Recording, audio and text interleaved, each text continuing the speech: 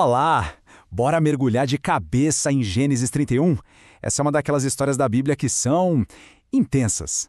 É sobre uma partida, uma saída que precisava acontecer, sabe? E o mais forte é que ela foi ordenada por Deus, mesmo sendo um momento cheio de tensão e medo. É sobre quando a direção divina é clara, tá na hora de ir, mesmo que tudo por dentro esteja tremendo. E para a gente entender toda a profundidade desse capítulo, nosso roteiro vai ter 4 paradas. Primeiro, a gente vai ter uma visão geral do que foi essa grande ruptura. Depois, vamos ouvir o que alguns teólogos bem importantes viram nessa história.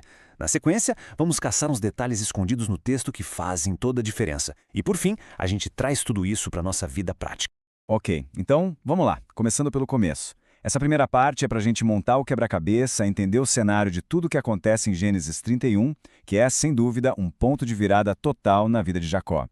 Parem e pensem um pouco nesse número. 20 anos. Não são 20 semanas, né? São 2 décadas. Foi esse o tempo que Jacó passou trabalhando para Labão antes desse momento chegar. Então, a decisão de ir embora não foi um impulso, um chilique. Foi, na verdade, o clímax de uma vida inteira de trabalho, de promessas quebradas e, com certeza, de muita frustração acumulada.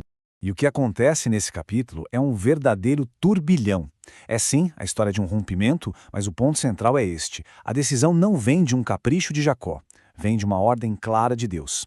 A história toda transborda de tensão familiar, tem briga por dinheiro, tem até a idolatria secreta da Raquel no meio. E o final não é um abraço em grupo. É um acordo de paz construído na base da mais pura desconfiança. É o fim de uma era, de um jeito bem complexo e, por que não dizer, doloroso. Beleza! Com o cenário todo montado, agora a gente pode aprofundar um pouco mais.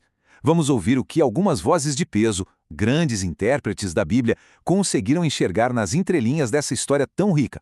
E olha só que sacada genial a do João Calvino. Para ele, a saída de Jacó não foi ganância, não foi querer mais. Foi um ato de obediência. É como se Deus primeiro o fizesse prosperar para depois, usando essa mesma prosperidade, mostrar que ali não era mais o lugar dele. A lição é poderosa. Prosperidade sem a direção de Deus pode acabar virando uma prisão, uma gaiola de ouro.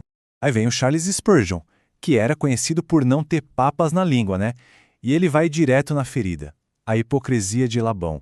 O sujeito só começa a falar de Deus, a fazer juramento, a se mostrar espiritual, quando o patrimônio dele está em risco.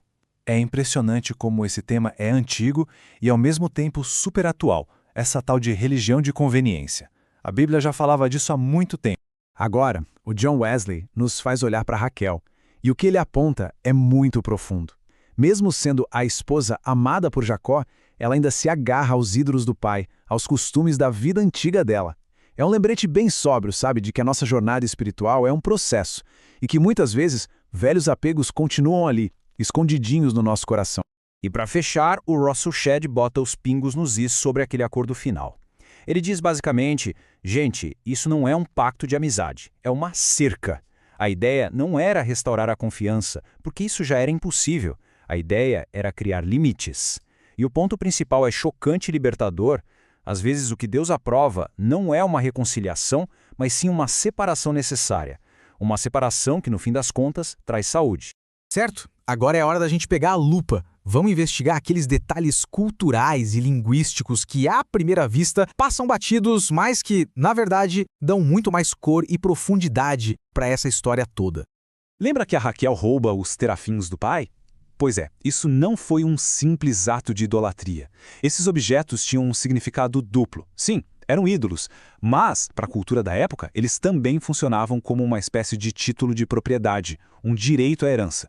Ou seja, o gesto dela adiciona uma camada de drama jurídico e financeiro na história que é tremenda. E isso nos leva de volta à incrível ironia do Pacto de Mispá. A frase, que Deus vigia entre nós, que parece uma bênção, no contexto da história, significa exatamente o contrário. O que eles estão dizendo, na real, é: olha, já que eu não confio nem um pouco em você, é melhor que Deus fique de olho na gente. É um pedido de vigilância divina que nasce da mais completa desconfiança humana. E se a gente prestar atenção, um padrão sutil aparece no capítulo inteiro. Deus se comunica abertamente com Jacó, que com todos os seus defeitos está numa jornada de obediência. Já o Labão, que tenta controlar tudo e todos, só ouve a voz de Deus em um sonho de advertência. Fica a impressão de que a comunicação divina flui bem melhor na direção de quem obedece do que na de quem quer ter o controle de tudo. E o que tudo isso significa para a gente hoje? É aqui, na nossa última parte, que a gente vai trazer essa história de milhares de anos para o nosso dia a dia, tirando algumas lições bem universais e práticas.